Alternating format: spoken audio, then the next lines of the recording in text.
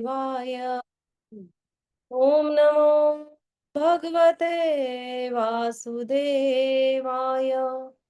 ओम नमो भगवते वासुदेवाय। नारायणं नमस्कृत्यं नरं चैव नरोत्तमं देवीं सरस्वतीं व्यासं ततो जयामुदीरये। नष्टप्रायेषु अभद्रेषु नित्यं भागवत सेवया भगवती उत्तम श्लोके भक्तिर्भवती नैष्ठिकी। कृष्णाय वासुदेवाय देवकी नंदनाय च नंद गोपकुमाराय गोविन्दाय नमो नमः। ॐ अज्ञानतिमिरन्धस्य ज्ञानञ्जनशलाकया चक्षुरुन्मिलितं येन तस्मै श्रीगुरुवे नमः। श्रीचैतन्यमनोभीष्टं स्थापितं येन भूतले स्वयं रूपं कदा मह्यं ददाति स्वपदान्तिकं। वन्देऽहं श्रीगुरु श्रीयुधपदकमलं श्रीगुरुन् वैष्णवांश्च श्रीरूपं साग्रजातं सहगण रघुनाथान्वितं तं सजीवं सावद्वैतं सावधूतं परिजनसहितं कृष्ण चैतन्य देवं श्री राधा कृष्ण पादान् सहगण ललिता श्री विशाखान्वितांश्च। हे कृष्ण करुणा सिंधु दीन बंधु जगतपते गोपेश गोपिका कांत राधा कांत नमस्तुते। तप्त कांचन गौरांगी राधे वृंदावनेश्वरी वृषभानुसुते देवी प्रणमामि हरिप्रिये। नमः ओं विष्णुपादाय कृष्ण पृष्ठाय भूतले श्रीमते भक्ति वेदांत स्वामिनिति नामिने। नमस्ते सारस्वती देवै गौरवाणी प्रचारिणे निर्विशेष शून्यवादी पाश्चात देश तारणे। जय श्री कृष्ण चैतन्य प्रभु नित्यानंद श्री अद्वैत गदाधर शिवासादि गौर भक्त वृंद। हरे कृष्णा कृष्णा कृष्णा हरे हरे हरे राम राम राम हरे हरे।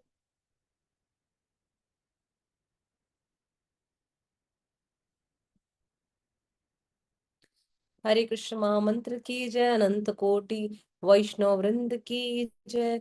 कृष्ण कृपा मूर्ति अभय शरणारविंद भक्ति वेदांत स्वामी शिल प्रभुपाद की जय। परम पूज्य गुरुदेव महाराज भक्ति सिद्धार्थ स्वामी महाराज की जय। निताय निताय गौर प्रेमानंदे हरि हरि बोल। आप सभी का स्वागत है। हरे कृष्ण माता जी, दंडवत प्रणाम। हरे कृष्ण मैया दंडवत प्रणाम। स्थितियां कुछ ऐसी हुई हैं कि सभी को थोड़ा सा परेशानी हो सकता है सुबह आने जाने से, लेकिन मुझे लगता है ये उपयुक्त समय है सबके लिए और धीरे धीरे हम सब वापस एक साथ जुड़ जाएंगे। आ, कक्षाएं चल रही है श्रीमद् भगवत गीता की। हम प्रयास करेंगे कि हम सभी ने भगवत गीता पढ़ ली है। एक एक बार हम इसके ओवरव्यू सेशन पर चले कि हम भगवत गीता को कितनी आसानी से समझ सकते हैं। इसी के लिए कल श्रील प्रभुपाद ने जो भगवत गीता यथारूप हम सबके सामने प्रस्तुत की है, कल हमने एक उसका ओवरव्यू सेशन देखा कि हम भगवत गीता को कैसे समझ सकते हैं, कौन पढ़ता है, भगवत गीता पढ़ने का उद्देश्य क्या है, भगवत गीता किस उद्देश्य के साथ हम सबके सामने निरूपित हुई है, इन सारी चीजों को देखा। आज जिस कक्षा में हम प्रवेश कर रहे हैं वो कक्षा है अध्याय 1 की, जो है अर्जुन का पहला, अर्जुन को जहां शिक्षा दी जा रही है, बताई जा रही है अर्जुन विषाद योग। ऐसा जहां अर्जुन खुद अपनी पहचान को ढूंढने का प्रयास कर रहा है कि मैं कौन हूं और जिसके साथ जो युद्ध होने वाला है वो भी तो मेरे अपने हैं, यानी मैं से कैसे लड़ सकता हूं। तो अब यहाँ भगवान उसे समझाने का प्रयास करेंगे कि हमें किस प्रकार से अपने आप से बाहर निकलना है, यानी धर्म और अधर्म के बीच में जब हम फंसे हों, सत्य असत्य के बीच में यदि हम फंसे हों, परिवार में किसी द्वंद या द्वैत में फंस गए हो तो हमें कैसे बाहर निकलना है। अब यहाँ से भगवान उपदेश देना शुरू करेंगे। लेकिन इस प्रथम चैप्टर में एक साथ जब ये शुरुआत हो रही है तो हम यहाँ 4 लोगों की चेतना को देखेंगे। पहली तो धृतराष्ट्र की है, जिससे पहला श्लोक शुरू होता है, धृतराष्ट्र उवाच। उसके बाद संजय की चेतना को समझने का प्रयास करेंगे। फिर यहाँ पर दुर्योधन की चेतना समझ में आएगी, और उसके बाद फिर जहां पर अर्जुन अपने मनोभाव को निरूपित करता है, और फिर जहां से शंकना शुरू होता है, तो फिर वहां से हम अर्जुन की चेतना को समझेंगे। तो ये जो पहला अध्याय जहां शुरुआत हो रही है, हर बार धृतराष्ट्र ने एक बार बोला है, लेकिन उसने अपने मन के भावों को अपने शब्दों में पिरोकर बोल दिया। तो कैसे बोला, क्यों बोला, क्या उसका उद्देश्य था, इन सबको हम धीरे धीरे समझने का प्रयास करेंगे। और जब हम कक्षा में प्रवेश कर रहे हैं, तो हमें बहुत आवश्यकता है कि हम ये भी समझें कि ये जो स्थिति निर्मित हो रही है, ये चल रही है, ये कैसे आई। क्योंकि ये तो समझ गए कि ये महाभारत का भाग है, महाभारत के भीष्म पर्व का भाग है। ये भी समझ गए कि चैप्टर 21 से लेकर 46 तक आ रहा है। लेकिन ये शुरुआत कहाँ से हो रही है, तो आइए थोड़ी सी नजर हम कुरुवंश पे डालते हैं कि कैसे ये कुरुवंश की पीढ़ी यहाँ पर आई है, जहां से इसकी शुरुआत, कहते हैं ना कोई भी बीज आज फल नहीं देता है, उसका बीज पहले लग जाता है, फिर वृक्ष बनता है, फिर उसके फूल पत्तियां आती है। तो ये कहाँ से शुरुआत हो रही है, इसको अपन देखते हैं। तो हम अगर बात करते हैं, तो आज के क्रम से घटनाक्रम में पीछे जाते हैं, तो 5120 वर्ष पूर्व की बात है, जब ये द्वापर युग चल रहा था। द्वापर युग का समय है गीता जयंती, मार्गशीर्ष महीना, शुक्ल पक्ष, मोक्षदा एकादशी, जहां आज ये भगवान उद्देश्य बता रहे। लेकिन इसके पहले जब द्वापर युग की शुरुआत हुई है, जहां ये कुरुवंश चल रही है, इनकी वंशावली, उसी कुरुवंश में, जिसमें राजा कुरु हुए, जिनसे इस पीढ़ी को नाम मिला कुरुवंश। तो कुरुवंश के राजा कुरु के बाद में कई पीढ़ियों के बाद हुए राजा शांतनु। राजा शांतनु के पुत्र हुए राजा भरत, जिनके नाम से इस जम्बू द्वीप भारत खंड का नाम पड़ा भारतवर्ष। वैसे दो भारत के नाम से जाना जाता है, त्रेता युग के भी भरत के नाम से इस भरत को जाना जाता है, भारतवर्ष को। और इसी द्वापर युग के भी जो राजा भरत हुए, उनके भी नाम से इस भारतवर्ष को जाना जाता है। और एक और हुए जड़ भरत, जो सतयुग के समय की बात हुआ करती थी। तो उस जड़ भरत यानी तीनों भरत इस भारतवर्ष के नाम के कहीं ना कहीं अध्याय हैं, जिनके नाम से ये चीजें जाना जाती है। तो ये कुरुवंश में जब राजा भरत हुए, तो उनकी पीढ़ी में भी ये सारी चीजें आगे बढ़ी। अब राजा भरत की जब वंशावली आगे बढ़ती है, तब राजा शांतनु हुए। तब राजा शांतनु का विवाह हुआ।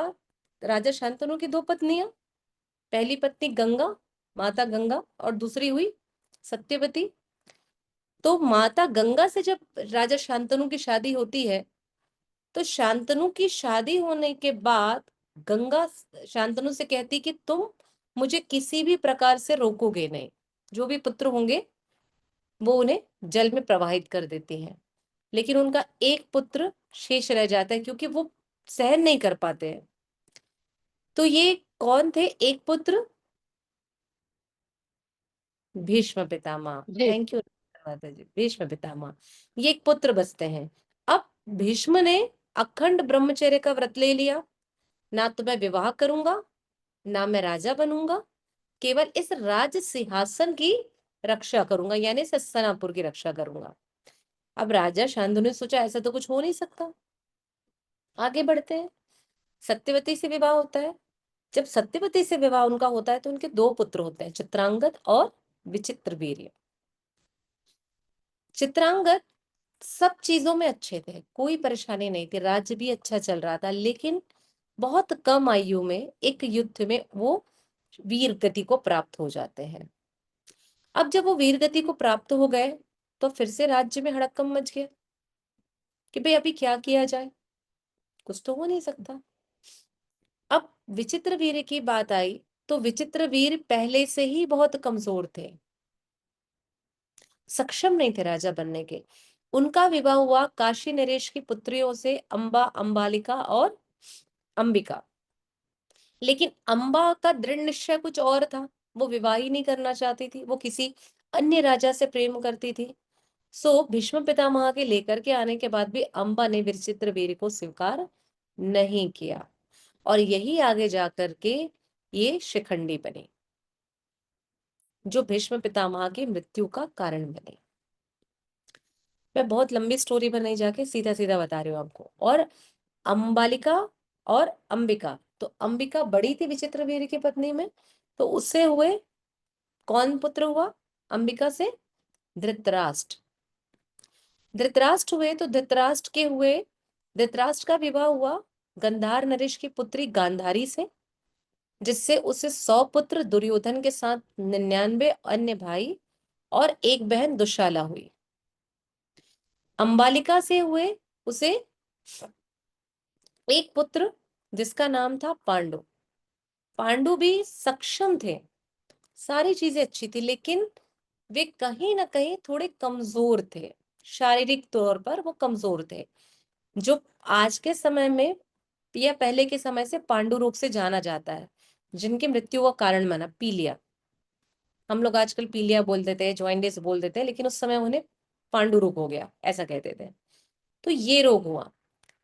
अब जब ये स्थिति निर्मित हुई तो पांडु का भी विवाह हुआ। पांडु की भी दो पत्नियां, पहली पत्नी माता कुंती और दूसरी माता माद्री। माता कुंती के पहले से ही कोई पुत्र नहीं थे और माद्री के भी नहीं थे, लेकिन चूंकि परिवार आगे बढ़ाना था, कुछ ऐसी स्थितियां निर्मित हुई कि पांडु को चीजें समझ में आ चुकी थी कि मेरा बड़ा भाई है वो बहुत आसक्त है, क्योंकि बड़ा बेटा ही राज्य सिंहासन पर राज्य करता है। तो वो जानते थे कि ये राज्य करना चाहते हैं, लेकिन धृतराष्ट्र के पास कमी ये थी कि वो नेत्रहीन थे। तो नेत्रहीन व्यक्ति राज्य पर कैसे शासन करेगा जो देख नहीं सकता? लेकिन फिर भी उन्होंने इसकी इच्छा पूर्ति के लिए उन्हें सिंहासन पर बैठाया और खुद अपनी पत्नियों को लेकर के जंगल की ओर आगे बढ़ गए। अब ये जो स्थिति इनके साथ निर्मित हुई, यही मोह इनका बढ़ता चला गया। जब आगे बढ़े, फिर माता कुंती ने मंत्रों के, जो दुर्वासा मुनि ने उन्हें आशीर्वाद दिया था, उसके दम पर, चूंकि पांडु पुत्र प्रदान करने में सक्षम नहीं थे अपनी पत्नियों को, तो माता कुंती कहती है कि मेरे पास मां दुर्वासा ऋषि का दिया हुआ मंत्र है, वरदान है, उसी को फलीभूत करके हम पुत्र को जन्म देंगे। तो और ऐसा ही होता है। और माता कुंती अपने मंत्रों के जरिए 3 पुत्रों को जन्म देती है, युधिष्ठिर, भीम और अर्जुन। और माद्री को भी ये मंत्र बताती है और उससे 2 पुत्र होते हैं, नकुल और सहदेव, जो अश्वनी कुमार है। इसलिए ये ज्योतिषी में और घुड़सवारी में और खूबसूरती में माहिर थे, मतलब बहुत अच्छे ये एस्ट्रोलॉजर थे। साथ ही साथ बहुत अच्छे क्या कहना चाहिए, सर्जन। अश्वनी कुमारों का काम क्या था? इलाज करना, अच्छे डॉक्टर्स थे ये। इसलिए नकुल सहदेव विशेष तौर पर ये कार्य करते थे। इसलिए इन्होंने जब अज्ञातवास मिला तो क्या काम किया?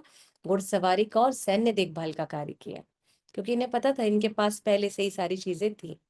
चूंकि ये जो 5 बच्चे आए, ये सभी कौन थे? धर्म के परिचायक थे, इसलिए कोई चिंता की बात नहीं थी। इसी के बाद में, बच्चों के आने के बाद में, पांडु जो है वो स्वर्ग से धार गए। माता कुंती इस विछोह को सहन नहीं कर पाई और वह भी उनके साथ सतत्व को प्रदान हो गई। अब सारी जिम्मेदारी आ गई माता कुंती पर। माता कुंती अपने पुत्रों को लेकर वापस हस्तिनापुर में प्रवेश करती है और अब यहाँ से शुरू होता है मोह का खेल। अब चूंकि ये मोह आ चुका है, अब धृतराष्ट्र सोचते हैं कि भैया आ गए हैं, चूंकि मुझे मेरे भाई ने कुछ समय के लिए इस गद्दी पर अधिकार दिया था, कब तक? जब तक मेरे बच्चे बड़े ना हो जाए तब तक आप संभालिए। ऐसा आज भी होता है, हमने देखा है कई सारे इतिहास में, कि जब राजा स्वर्ग से धार जाते हैं तो उनके पुत्र के बड़े होते तक कहीं ना कहीं उनके अधिपति या केयर टेकर उस काम को करते हैं। ऐसा ही राजा युधिष्ठिर के साथ था।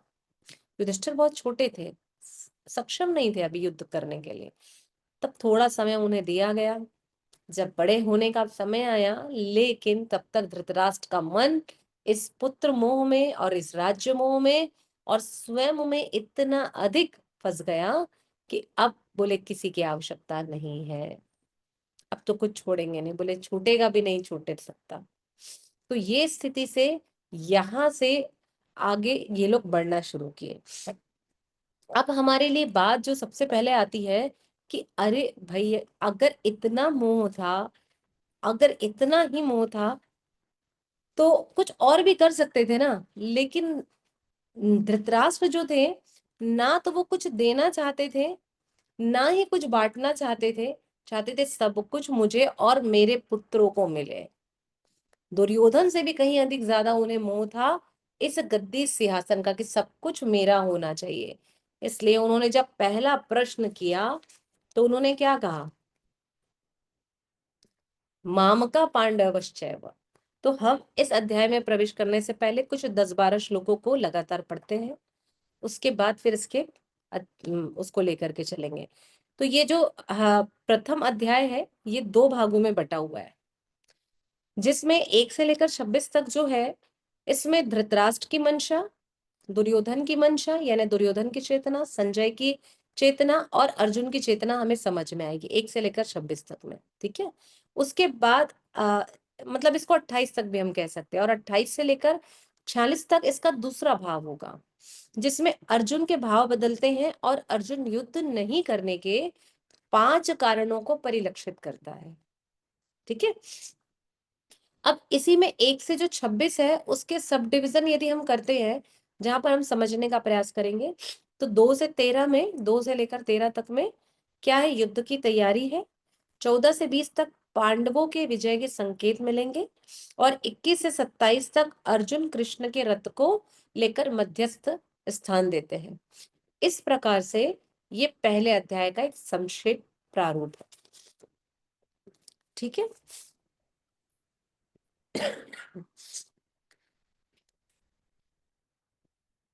अर्जुन विषाद योग, या हिंदी में कहें अध्याय 1, कुरुक्षेत्र के युद्ध स्थल में सैन्य निरीक्षण। हम सभी एक एक श्लोक पढ़ते हैं, 10 से 12 श्लोक तक हम चलते हैं, हम सभी हैं, तो इससे हमें को बड़ी आसानी से सारे श्लोक सभी साइड में कर लेंगे। धृतराष्ट्र उवाच धर्म क्षेत्रे कुरुक्षेत्रे संवेतायुयुत्सवा मामका पांडवश्चैव किम कुर्वत संजय। पढ़िए अगला श्लोक, कौन पढ़ रहे हैं, पढ़िए सब एक एक लाइन से पढ़िए, सुधीर प्रभु। हरे कृष्ण। संजय उवाच दृष्ट्वा तु पाण्डवानीकं व्यूढं दुर्योधनस्तदा आचार्यमुपसंगम्य राजा वचनं ब्रवीत्। हरे अरे कृष्ण। वो यस, थर्ड तीसरा पढ़िए, रीना माता जी पढ़िए। जी माता जी, हरे कृष्ण। पश्येतां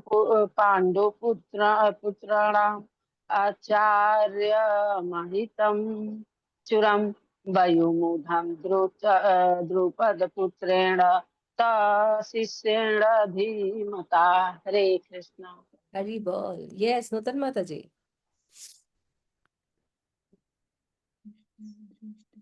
हरे कृष्ण माता जी। अत्र अत्र सूरा महे व्यास भीमार्जुन समायुधे युयुधानो विराटस्य द्रुपस्य महारथ। हरे कृष्ण। हरी बोल, जय यस शास्त्री मैया। हरे कृष्ण माता जी, धन्यवाद प्रणाम। धृष्टकेतु चेकितं काशी राजा वीर्यवान पुरुजित कुंती भोजा च सौभ्य च नर नरपुच। हरे कृष्ण माता जी।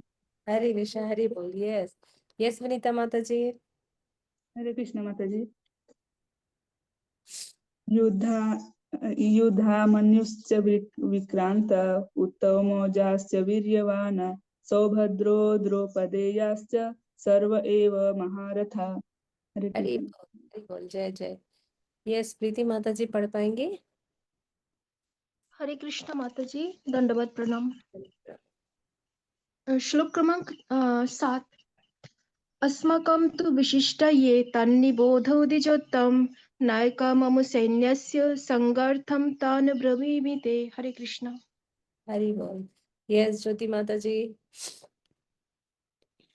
हरे कृष्ण माता जी, धन्यवाद प्रणाम। श्लोक क्रमांक 8।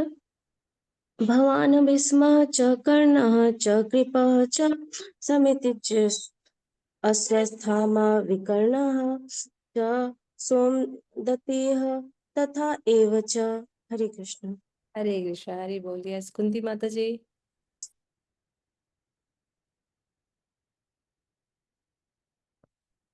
माता जी मैं नहीं पढ़ पाऊंगी। हरे कृष्णा। शायरी बोल, कोई नहीं। मैं निखिल का स्कूल है, उसकी प्रिपरेशन में सुन रही हूँ क्लास बस। जय जय, ठीक है। यस जी उर्मिला माता जी। जी।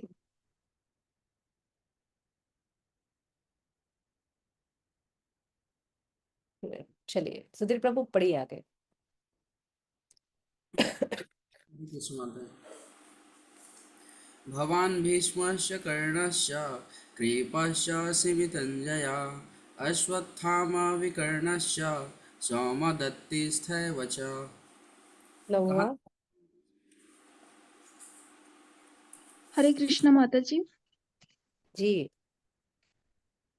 अन्ये च बहवः शूरा मदर्थित्यक्तजीवितः नानाशस्त्रप्रहरणः सर्वे युद्धविशारदाः। हरे कृष्ण। हरे कृष्ण, हरि बोल। यस, पढ़िए रीना माता जी। जी माता जी। हरे कृष्ण। अपर्याप्तं तम् आकस्मं बलं भीष्माभिरक्षितं पर्याप्तं तु इदम् एतेषां बलं भीमम् अभिरक्षितं। हरे कृष्ण। हरे कृष्ण, हरि बोल। आइए 10 तक पहले हम इसको कवर करते हैं। सबसे पहला श्लोक कह रहे हैं धृतराष्ट्र उवाच। अरे सबसे पहले धृत और राष्ट्र, अर्थात धृत मतलब जो पहले से ही आ सकता है, आसक्ति जिसकी बनी हुई है, जो कुछ छोड़ना नहीं चाहता है, पकड़ के रखा हुआ है किसी राष्ट्र को, उसको राष्ट्र प्रेम इतना अधिक प्रिय है और राष्ट्र पर ये उसके लिए बनाई हुई गद्दी, इसलिए ये धृतराष्ट्र उवाच। अब इस पूरे अध्याय में, इन 18 अध्यायों में एकमात्र श्लोक जिसे कहा है धृतराष्ट्र ने, लेकिन उसे ये प्राप्त क्यों हुआ, ये महत्वपूर्ण है कि ऐसा अधर्मी जिसके धर्म के प्रति कोई नीति नहीं है, लेकिन फिर भी उसे सौभाग्य मिला है कि श्रीमद् भगवद गीता का पहला श्लोक धृतराष्ट्र वाचा आ रहा है। तो कारण है श्रवण शक्ति, क्योंकि उसने पूरे जीवन भर कुछ बोला ही नहीं, धर्म के लिए उसने कुछ किया ही नहीं, हमेशा धर्म में शांत रहा, लेकिन एक अच्छी चीज थी, श्रवण शक्ति, सुनता था।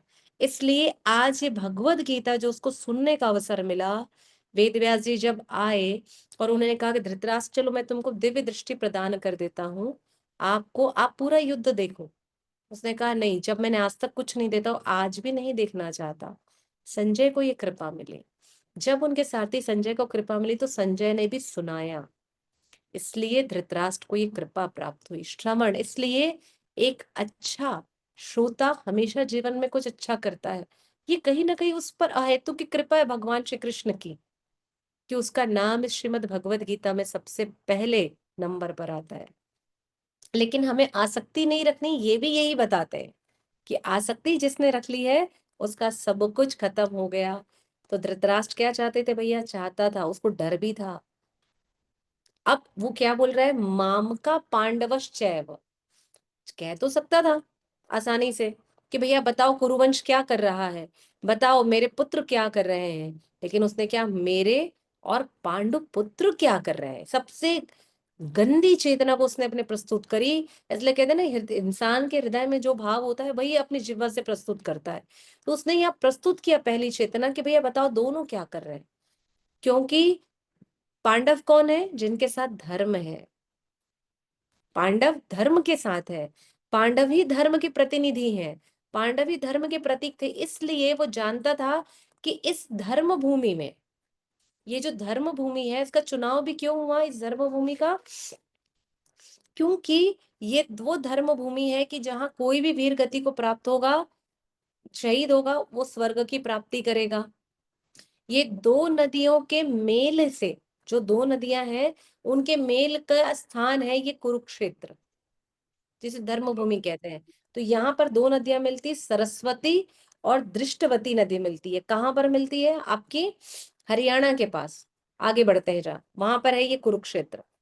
अब ये दोनों नदियों के मिलन का स्थान जो यहाँ पर है, ये धर्म क्षेत्र की भूमि है, जहाँ हर कोई मृत्यु को प्राप्त होने वाला स्वर्ग की ओर आगे बढ़ेगा। और इसका उल्लेख किसमें मिलता है, इसका उल्लेख मिलता है मनुस्मृति के दूसरे अध्याय के 17वें श्लोक में, इसका वर्णन आता है और साथ ही साथ आज भी वहां जो ज्योतिसार की जगह है जहां अर्जुन का रथ खड़ा था, वहां विशाल 5120 वर्ष पूर्व आज भी वट वृक्ष है, जहां एक अर्जुन का रथ बनाया गया है, रखा गया है। तो उस वट वृक्ष की छैया में इसलिए क्योंकि भगवान श्री कृष्ण स्वयं उसी रथ पर सवार थे, इसलिए वो स्थान विशेष है, दिव्य है।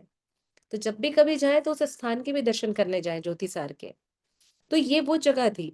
अब वो पूछ रहे हैं कि क्यों ऐसा हुआ, तो वो जानते थे कि अर्जुन और उनका जो कौन था, इनकी जो सेना है, 5 पांडवों की सेना है, ये लोग धर्म के प्रणेता है, इनके साथ कृष्ण खड़े हैं, तो इनकी युद्ध नीति भी बड़ी अलग होगी।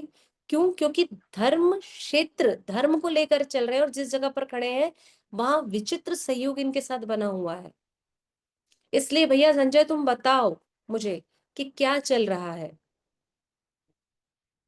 और इसी कारण से उसने ये चर्चा उस संजय से कही।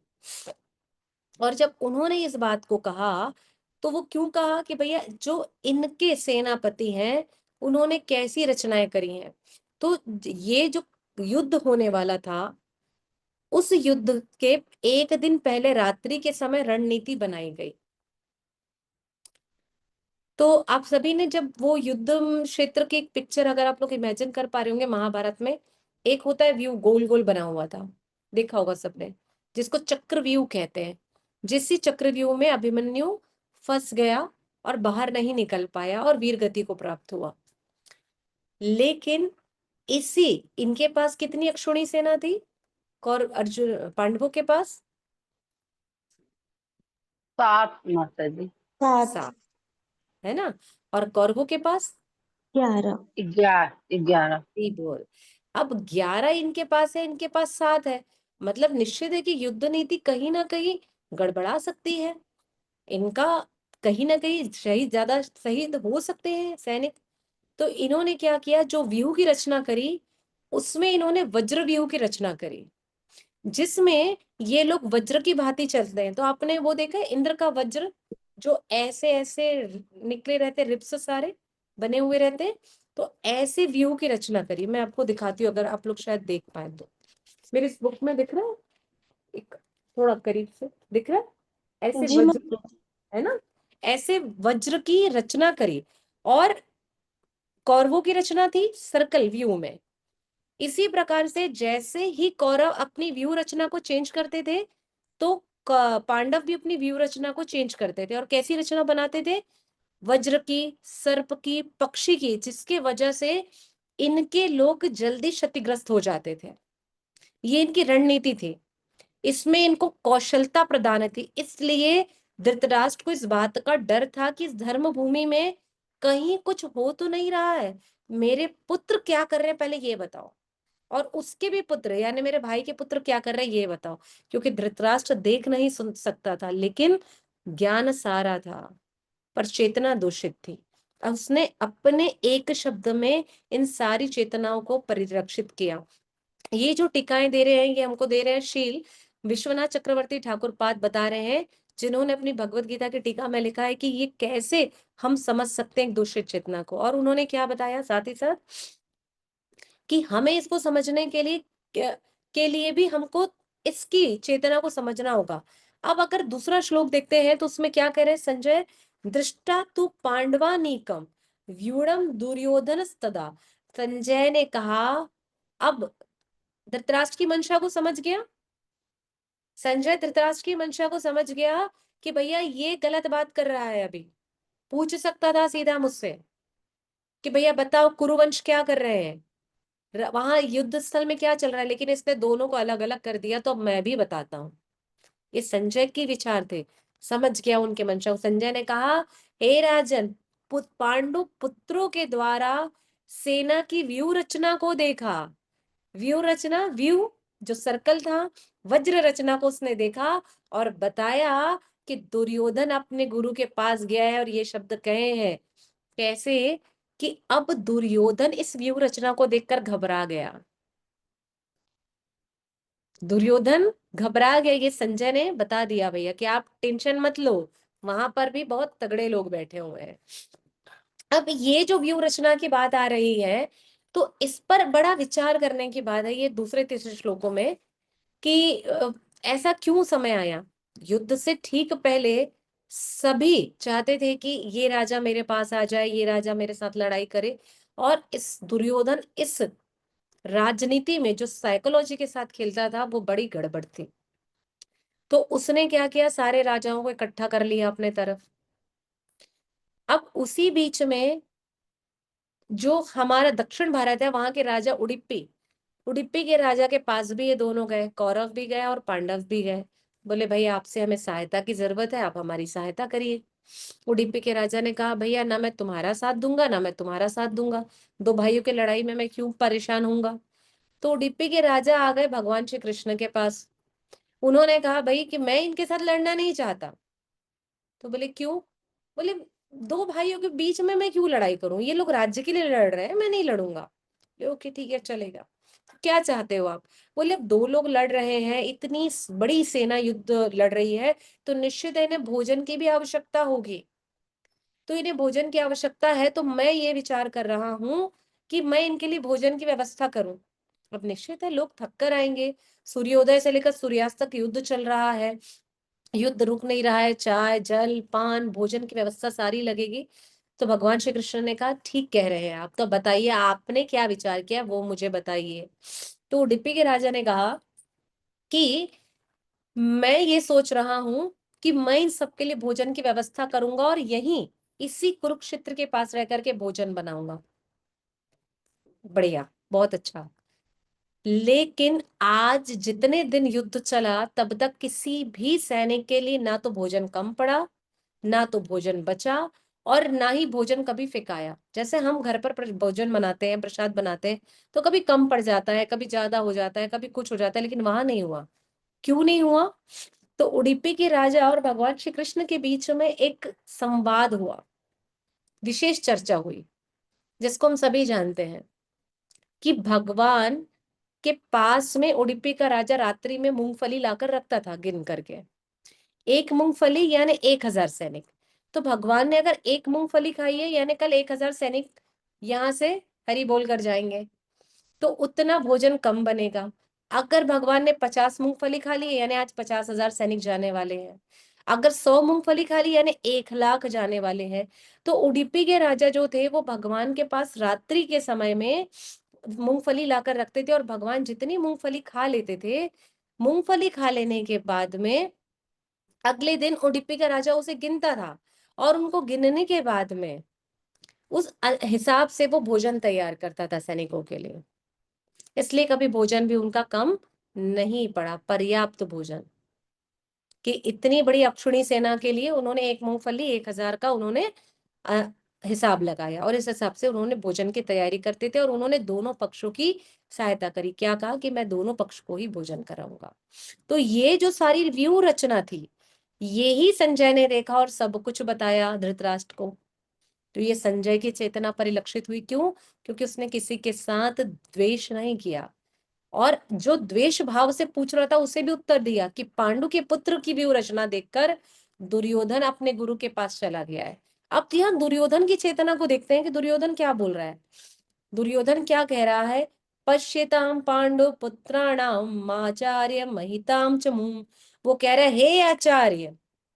देखिए, कोई शिष्य अपने गुरु के पास जाएगा तो कैसे बात करेगा, क्या बोलेगा, गुरुदेव प्रणाम है, गुरु महाराज प्रणाम है, स्वामी जी प्रणाम है।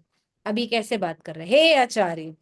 मतलब इतना एटीट्यूड, इतना इतना इगोस्टिक है दुर्योधन। हाँ, ऐसे कोई बात करते, कोई सामान्य सा बच्चा भी अपने शिक्षक से ऐसी बात नहीं करता, लेकिन दुर्योधन ऐसे बात कर रहा है और कह रहा है पांडु की विशाल सेना को देखिए, पांडु पुत्रों की विशाल सेना को देखिए, जिससे आपके बुद्धिमान शिष्य द्रुपद के पुत्र ने इतने कौशल से व्यवस्थित किया है।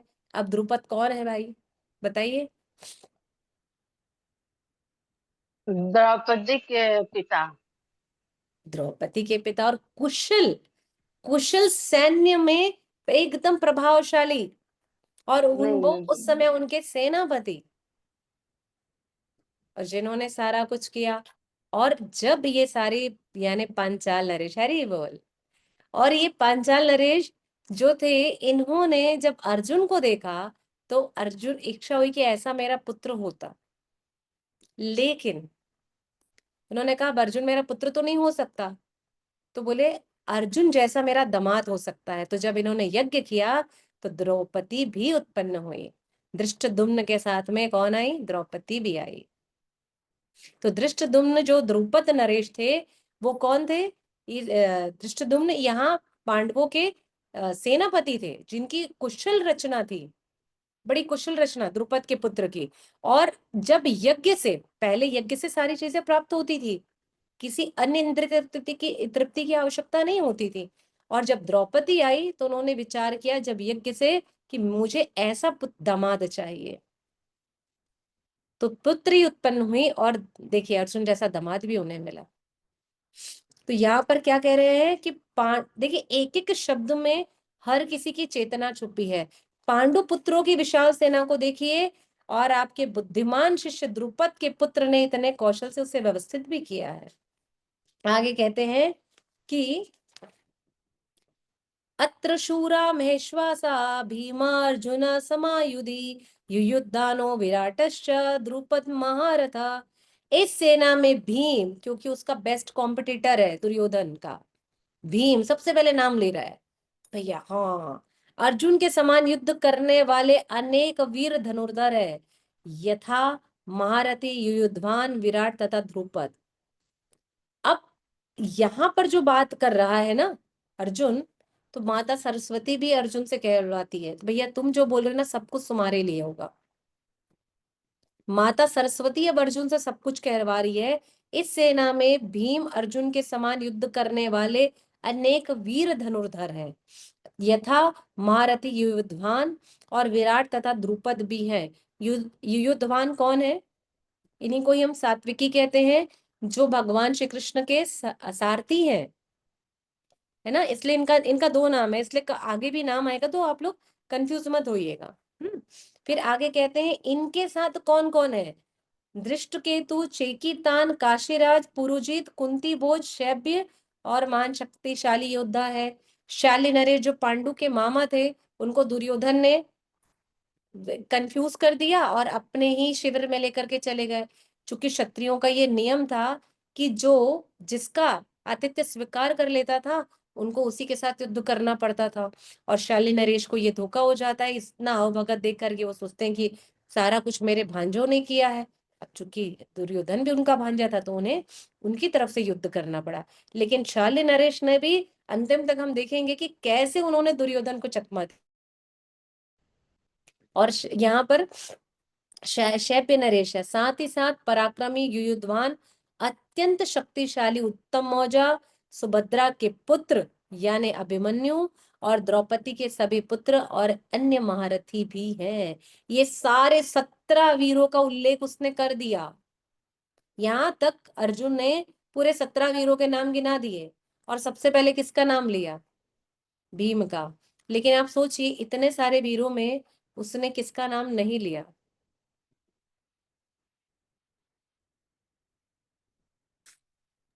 अर्जुन का माता जी? ना लिया तो ना, भीम और अर्जुन तो बता रहे सबसे पहले वो। युधिष्ठिर का भगवान नाम नहीं लिए थे, हाँ, अरे युधिष्ठिर का नाम कृष्ण नहीं माता लिए जी, थे। कृष्ण भगवान का नाम नहीं कृष्ण लिया भगवान उसने। का नाम भगवान का हाँ, नाम नहीं। हाँ, यस, भगवान श्री कृष्ण का नाम लिया। कुंती माता जी की जय। कुंती माता जी ना भगवान कृष्ण के साथ कनेक्टेड है पहले से, ले उन्हें याद आ गया। हाँ, तो उसने क्यों नाम नहीं लिया? क्योंकि वो भगवान को भगवान नहीं मानता था, और वो सोच रहा था अरे ये तो सारथी बनकर आए हैं। क्यों? क्योंकि जब भगवान रात्रि में विश्राम कर रहे थे और अर्जुन और दुर्योधन दोनों गए, तो दुर्योधन बैठा भगवान के सिर के पास में, सिरहाने के पास, और अर्जुन बैठे भगवान के चरण के पास। तो हमेशा दास कहाँ बैठते हैं जब मांगने जाता है? चरणों में। तो भगवान की सुबह के समय भोर में नींद खुली, तो भाई सबसे पहले उन्होंने अर्जुन को देखा। बोले भाई बताइए कैसे आए? बोले आप तो सर्वज्ञ हैं, अंतर्यामी, आप जानते हैं कि मैं यहाँ क्यों आया हूँ। तो बोले ठीक है मैं तुम्हारी सहायता जरूर करूंगा, भाई बताओ क्या करना है। अर्जुन, तभी दुर्योधन बोलता है भैया मैं अब पहले आया हूँ, और झिड़क देता है अर्जुन को, मैं पहले आया हूँ पर मैं सिरहाने में बैठा था। बोले मैं नहीं देख पाया क्योंकि मेरी नजर सो के उठी तो सीधा पैरों की तरफ गई। अब जब ये बात हुई तब उसने क्या कहा कि मुझे क्या चाहिए ये आप भी जानते हैं, अब आप बताइए, आप मेरी सहायता करेंगे? तो भगवान कहते बिल्कुल भाई, मैं सहायता करूंगा, बताओ क्या कर सकता हूँ। एक तरफ मेरी नारायणी सेना है वो ले लो, और एक तरफ मैं पड़ खड़ा हुआ हूँ, लेकिन मेरा भी शर्त है, मेरी भी शर्त है, ना मैं लड़ूंगा और ना ही कोई शस्त्र उठाऊंगा, ना ही मैं कुछ कहूंगा। तो उसने कहा ओके। तो देख लो, तो अर्जुन ने अब अर्जुन छोटा था, बोले ठीक है भैया, पहला ऑफर छोटे भाई को देते हैं। दुर्योधन डर गया कहीं ये पूरी नारायणी सेना ना मांग ले। अर्जुन ने कहा भगवान मुझे तो केवल आप चाहिए, मुझे और कुछ नहीं चाहिए। दुर्योधन खुश, हाँ हाँ हाँ, जो मुझे मिलना था मिल गया, प्रणाम भी नहीं किया और बोले यहाँ से चले गए। तो ये स्थिति थी, इसलिए ये सारी व्यूह रचना की चर्चा करी है संजय ने। और यहाँ पर दुर्योधन ने जो बात बताई है, इन 17 वीरों का उल्लेख किया, उनमें कृष्ण का नाम इसलिए नहीं लिया क्योंकि वो कृष्ण को युद्ध स्वीकार ही नहीं करता। अरे भगवान ही नहीं स्वीकार किया तो युद्ध कैसे स्वीकार करेगा? इसलिए ये स्थिति निर्मित हुई है। इसके बाद वो कहते हैं अस्माकम तो विष्टा ये तानि बोधद्विजोत्तमम, किंतु हे ब्राह्मण श्रेष्ठ, आपकी सूचना के लिए मैं आपकी सेना के उन नायकों के विषय में बताना चाहूंगा जो मेरी सेना को संचालित करने में विशेष रूप से निपुण है। अभी किसकी बात कर रहे हैं? किंतु हे ब्राह्मण श्रेष्ठ। नीचे वाले श्लोक में कहते हैं मेरी सेना में स्वयं आप, देखिए अब दुर्योधन कितना सबल भी है, बुद्धिमान भी है, लेकिन बड़ा घुमाकर टोंट मारते हुए द्रोणाचार्य से कह रहा है। अब भारद्वाज पुत्र है द्रोण, कोई सामान्य तो है नहीं, विशेष नीति से उनका भी जन्म हुआ है, और जब वो यहाँ पर आए हैं, उनका जन्म हुआ है, तो कैसे बात कर रहा है अर्जुन उनसे कि हे ब्राह्मण श्रेष्ठ, मेरी सेना में स्वयं आप है मेरी। अब ये नहीं बोल रहा है भैया, वो सेनापति है ना द्रोणाचार्य, लेकिन क्या बोल रहा है? मेरी सेना में आप है, भीष्म है, भीष्म है, भीष्म कर्ण है, जबकि कर्ण यहाँ था ही नहीं, क्योंकि भीष्म पितामह ने कहा था कि जब तक मैं जीवित हूं तब तक कर्ण युद्ध नहीं करेगा। कर्ण नहीं था, लेकिन फिर भी वो कर्ण का नाम ले रहा है। कितनी दूषित मानसिकता के साथ वो चर्चा कर रहा है। और कहता है कृपाचार्य अश्वत्थामा विकर्ण और सोमदत्त के पुत्र भूरिश्रवा भी यहाँ पर हैं, जो युद्ध में सदैव विजय हुए हैं। ये बिल्कुल सही बात कही उसने। ये लोग आज तक कोई युद्ध नहीं हारे थे, किसी युद्ध में नहीं हारे थे। स्वयं भीष्म पितामह ने परशुराम जी को परास्त कर दिया था। ये बात जानता था दुर्योधन कि मेरे पास सब वेल टैलेंटेड लोग हैं, सब धनुर्धर है, सब सब कुछ कर सकते हैं, कुछ नहीं होने वाला है यहाँ, मैं जीत ही जाऊंगा। और कहते अन्य चे बहवा भूशूरा मध्यर्ते तत्य जीविता नाना शस्त्र प्रहारेण सर्वे युद्ध विशारदा। ऐसे अनेक वीर भी हैं जो मेरे लिए अपना जीवन त्याग करने के लिए उद्यत हैं।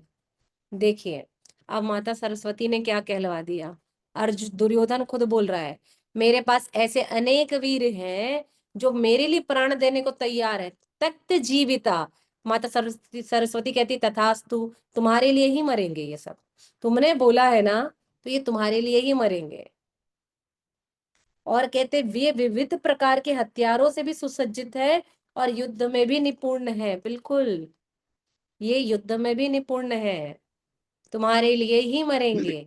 और भीम की जो इन्होंने बात की, हरे कृष्ण पुष्पमाता जी, और ये जो बात कर रहे हैं, ये क्या कह रहे हैं भीम और अर्जुन की, कि भीम का जो ताकत है वो पर्याप्त है।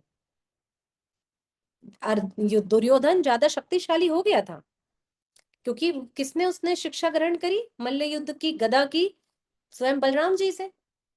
लेकिन ऐसा नहीं कि भीम कमजोर थे, लेकिन जब वो यहाँ सबसे शुरुआत में चर्चा कर रहा है कि इस सेना में, यानी पांडु पुत्रों की सेना में जहाँ भीम और अर्जुन है, उसमें ये बता रहा है कि इनके पास जितना भीम के पास ताकत है वो तो माता सरस्वती भी कहती तथास्तु, जाओ, तुम्हारे लिए पर्याप्त कह रहे हो ना, तो इतने ही पर्याप्त शक्ति से तुम्हारा अंत भी हो जाएगा।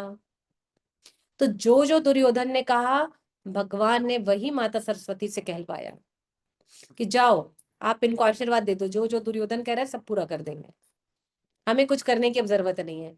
और उसने युधिष्ठिर का नाम इसलिए नहीं लिया क्योंकि युधिष्ठिर धर्म से युद्ध जीतना चाहते थे, वो भाला में निपुण थे, लेकिन युद्ध युद्ध के परिप्रेक्ष्य में उनका नाम कहीं नहीं आता ज्यादा, जो नाम आता है अर्जुन का हमेशा, इसलिए उसने युधिष्ठिर को भी कम आंका, भीम और अर्जुन का नाम लिया, और अन्य पुत्रों के नाम लिए, द्रौपदी के पुत्रों के भी नाम ले लिए, सुभद्रा के पुत्र के नाम ले लिए, अन्य महारथियों के नाम ले लिए, रथियों के नाम ले लिए, इसलिए ये बात हुई। और जब दोनों सेनाओं के बीच की बात हो रही है तो उन्होंने क्या बताया कि भैया जब जा करके दुर्योधन देख रहा है ना, यहाँ पर दुर्योधन यहाँ पर क्या देख रहा है अगले श्लोक में, अयनेषु च सर्वेषु यथा भाग व्यवस्थिता भीष्ममेव रक्षन्तु भवन्ता सर्व एव हि, अतएव सैन्य व्यूह में अपने अपने मोर्चों पर खड़े रहकर आप सभी भीष्म पितामह को पूरी पूरी सहायता दें। 11वें नंबर पर आप दुर्योधन बोल रहा है कि भीष्म पितामह डगमगा सकते हैं, कुछ भी हो सकता है, तो आप लोग अपनी अपनी सहायता दें, पर कैसे? सैन्य व्यूह को देख करके। अब ये जो सैन्य व्यूह की बात हो रही है कि 11 अक्षौणी सेना मेरे पास है, 7 इनके पास है, नारायणी सेना पूरी बढ़ गई भैया, अभी सब चीज अल्टी पल्टी हो गया है। तो एक अक्षौणी सेना में कौन कौन होते हैं? रथी, महारथी, फिर घुड़सवार और सैनिक, 4 लोग आते हैं।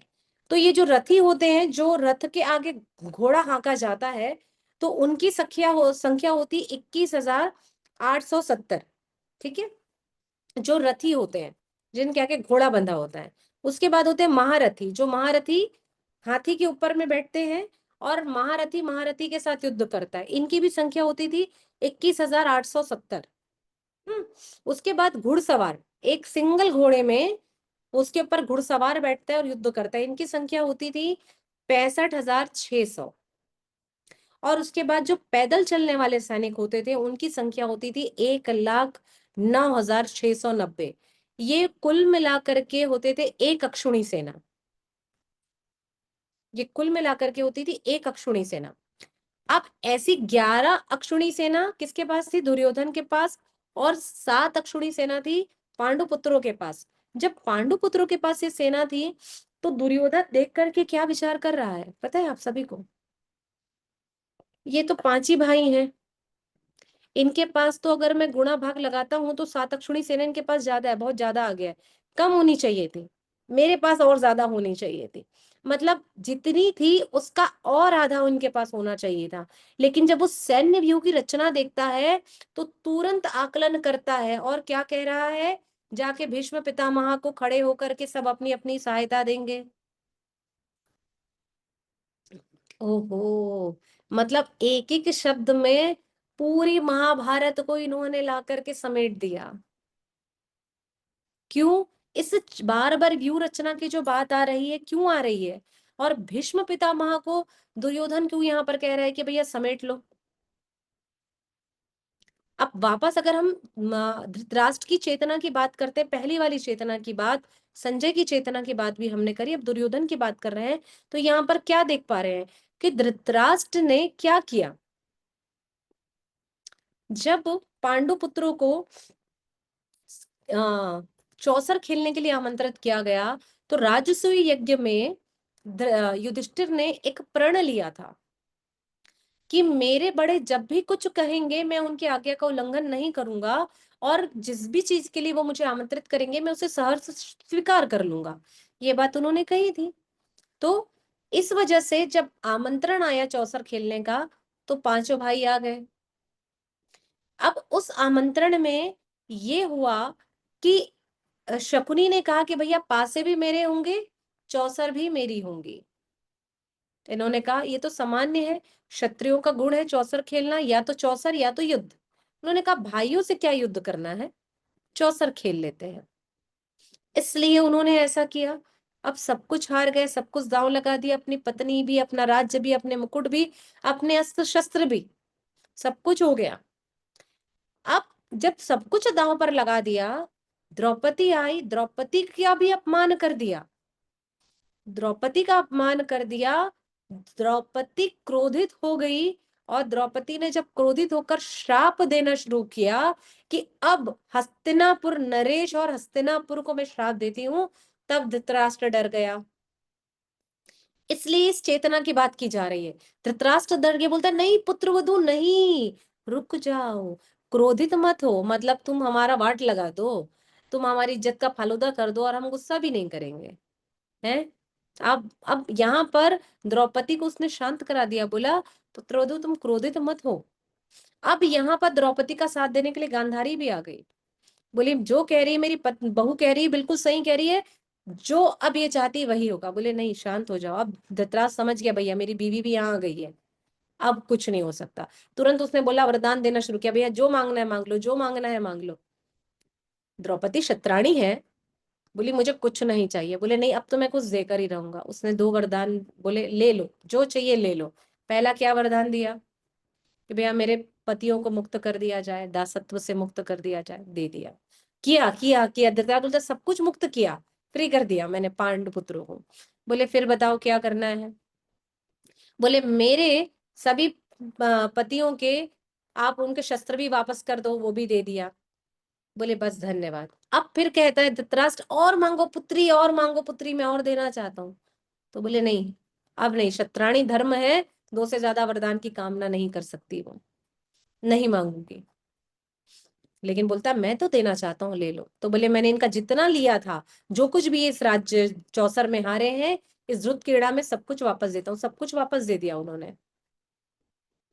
अब दे दिया। अब यह दुर्योधन पागल हो गया, रात्रि में जाता है मैं जा रहा हूँ पिताश्री आत्महत्या कर लूंगा। तो गांधारी कहती आत्महत्या करना चाहता है अभी जाके कर।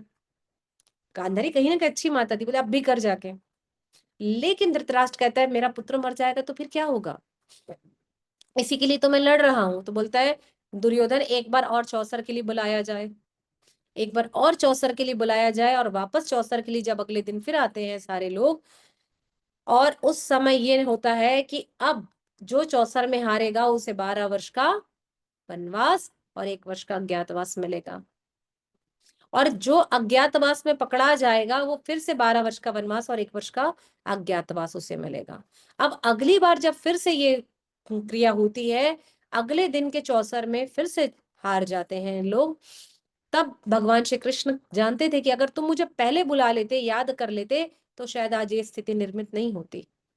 लेकिन युधिष्ठिर ने ऐसा नहीं कर पाए, वे भगवान को याद नहीं कर पाए, इसलिए उन्हें कह सहना पड़ा। और सबसे अंतिम जिस दिन अज्ञातवास खत्म हो रहा था, उसके अंतिम पहर में दुर्योधन को पता चल गया, जबकि वो पहर पूरा हो चुका था। लेकिन दुर्योधन ने यहाँ चीटिंग करी। तब भीष्म पितामह ने कहा था कि दुर्योधन बहुत हुआ तुम्हारा छल और बहुत हुई तुम्हारी दूषित राजनीति, इसलिए अब उनका अज्ञातवास पूर्ण हो चुका है, तुमने उन्हें नहीं पकड़ा है, अब युद्ध होगा, अब युद्ध होगा। इसलिए दुर्योधन ने यहाँ कहा सैन्य व्यूह रचना को देखते हुए भीष्म पितामह की सहायता करो। भैया मन कभी भी बदल सकता है। द्रौपदी के साथ जब वो ये सहायता नहीं कर पाए थे, उसने सारी चीजों को ध्यान में रख करके चेतना के साथ बात करी है। धृतराष्ट्र भी इस मंशा को समझ गया था, इसलिए उसने बात करी है। इसलिए जहां इन वीर महायोद्धाओं का नाम आ रहा है वो सामान्य नहीं आ रहा है। क्यों आ रहा है? इसलिए इस पहले चैप्टर का नाम है विषाद योग। सारे विषाद को इकट्ठा किया गया है, यहाँ से भी, वहां से भी, वहां से भी, और ये सारे लोग अपने मन की बात को कह रहे हैं। इसलिए वेदव्यास जी ने कहा है कि इस महाभारत में 4 विलेन है। कौन है 4 विलेन? धृतराष्ट्र, जिसके कारण सब कुछ हुआ, उसका पुत्र दुर्योधन, तीसरा शकुनी, और चौथा है कर्ण। ये 4 विलेन के कारण ये पूरी महाभारत की रचना हुई है। इसलिए ये जो आया है अयनेषु च सर्वेषु, भैया अन्य सैन्य व्यूह को भी देखिए, सब तरफ जाइए और भीष्म पितामह की सहायता करो, कहीं मन ना बदल जाए। क्यों? क्योंकि भैया अर्जुन उनके हृदय में वास करता है और पांडु पुत्र उनके सारे जीवन है। तो आप सब उनकी सहायता करिए। आगे कहते हैं,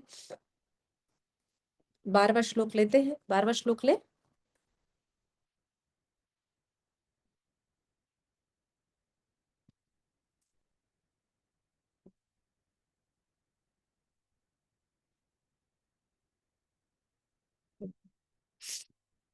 एक दो श्लोक और ले लें।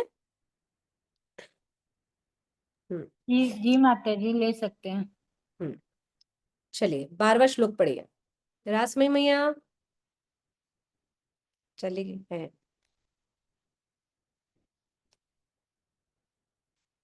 अर्शिता माता जी 12वां श्लोक पढ़ पाएंगी?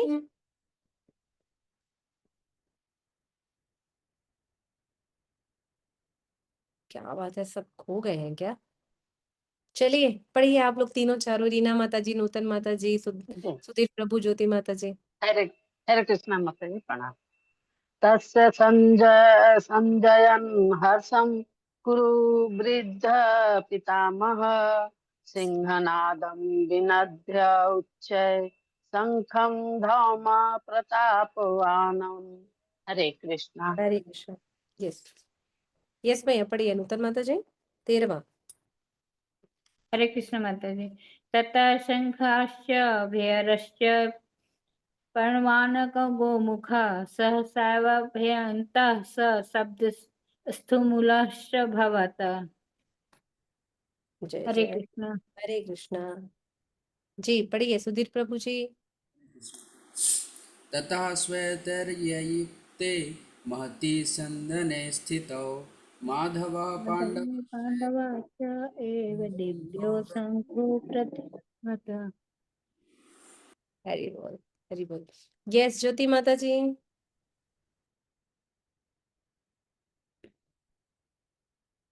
नहीं है?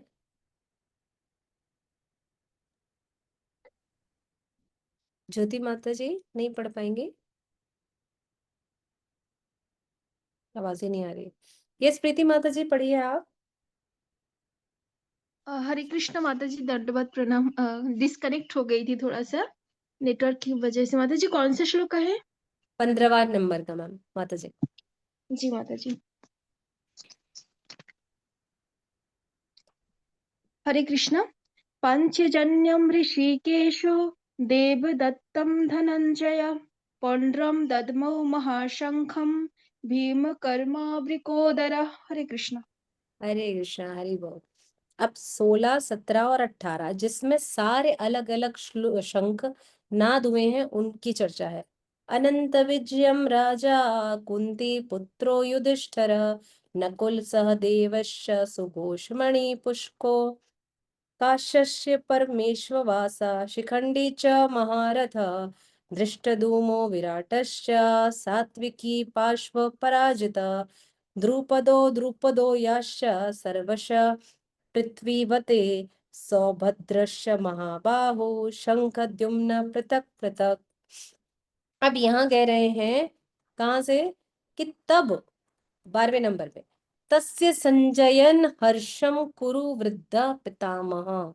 तब कुरुवंश के वयोवृद्ध परम प्रतापी एवं वृद्ध पितामह ने सिंह की गर्जना की और गर्जना करने से अपने शंख को उच्च स्वर से बजाया जिससे दुर्योधन को हर्ष हुआ। उसके बाद उन्होंने कहा तत्पश्चात शंख नगाड़े बिगुल तुरही सिंह सहसा एक साथ बज उठे और संवेद स्वर अनंत अत्यंत कोलाहल पूर्ण था, यानी एक कलेक्टिव साउंड आने लगा। अब आप लोग बताइए कि ये जो तुरही बाजे गाजे बिगुल नगाड़े क्यों बजते हैं, क्यों बज रहे थे वहां? युद्ध का शुभारंभ हो रहा था माता जी, इसलिए। एक कारण ये, ठीक, और क्यों बजाए जाते हैं? और जहाँ भगवान रहते हैं वहां ये सब बचता है माता जी, भगवान के स्वागत में। ये भी सही है। और अपने पराक्रम को दिखाने के लिए बजाते हैं, कौन सेना कितना वो है। अरे बोल पराक्रम दिखाने के लिए, ये भी सही है। और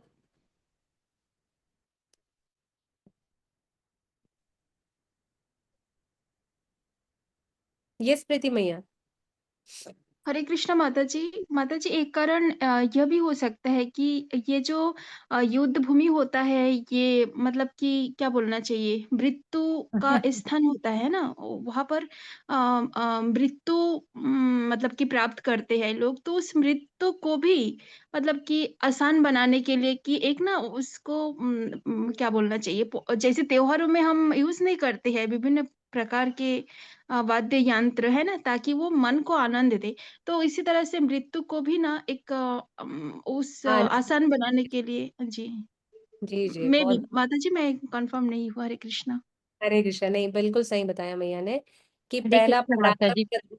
हरे कृष्णा, यस यस, बोलिए हरे बोलिए। कृष्ण माता जी, ये संकेत करना या सूचना देना, ये ध्वनि का हार जीत का मतलब कि ये सूचना जो देते। कौन बोल रहे हैं ये? राधिका माता जी क्या? कृष्णा झा माता जी। हरे कृष्ण। कृष्णा झा माता जी, ओके।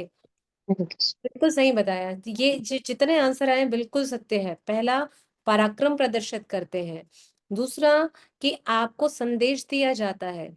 तीसरा, कि अब युद्ध की घोषणा हो गई है इसलिए। चौथा, कि मृत्यु शैया पर, उस युद्ध स्थल पर यदि हम वीरगति को प्राप्त हो रहे हैं तो ये शंखनाद उस मृत्यु को आसान बना देता है, पता नहीं चलता वीरगति को प्राप्त जब हम होते हैं।